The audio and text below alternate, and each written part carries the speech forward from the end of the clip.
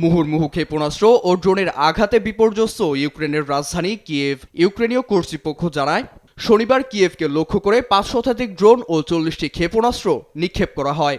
ক্ষয়ক্ষতি কমাতে টানা ১০ ঘন্টা সতর্কতামূলক সাইরেন বাজানো হয় এবং বাসিন্দাদের নিরাপদ আশ্রয়ে সরিয়ে নেওয়া হয়। তবু হামলায় বহু মানুষ হতাহত হন। তীব্র শীতে জ্বালানি ও বিদ্যুৎ কাঠামো মারাত্মকভাবে ক্ষতিগ্রস্ত হওয়ায় কিয়েভ ও আশপাশের এলাকায় প্রায় ৪০% আবাসিক ভবন গরমের সুবিধা থেকে বঞ্চিত। এতে কয়েক লাখ মানুষ চরম দুর্ভোগে পড়েছেন বলে জানিয়েছে ইউক্রেনীয় সরকার।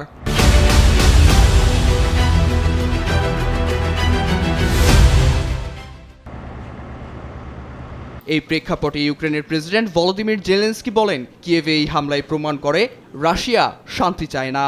তিনি রোববার যুক্তরাষ্ট্রের ফ্লোরিডায় মার্কিন প্রেসিডেন্ট ট্রাম্পের সঙ্গে বৈঠক করবেন। বৈঠকে যুক্তরাষ্ট্র ও ইউক্রেনীয় প্রতিনিধিদের প্রস্তাব করা নতুন ২০ দফা শান্তি পরিকল্পনা নিয়ে আলোচনা হওয়ার কথা রয়েছে।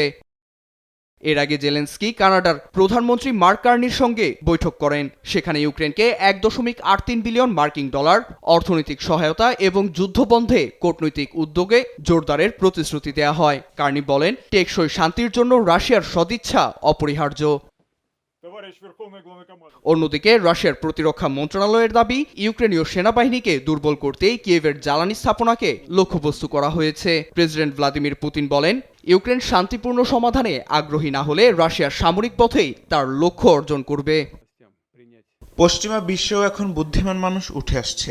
তারা কিয়েভ কর্তৃপক্ষকে সংঘাত অবসানের জন্য বাস্তবসম্মত শর্ত মেনে নেওয়ার পরামর্শ দিচ্ছে।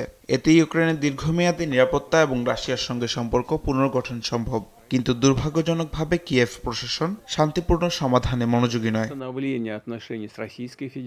সব মিলিয়ে শান্তি আলোচনার প্রস্তুতির মধ্যেই কিয়েভে এই হামলা যুদ্ধ পরিস্থিতিকে আরও জটিল করে তুলেছে।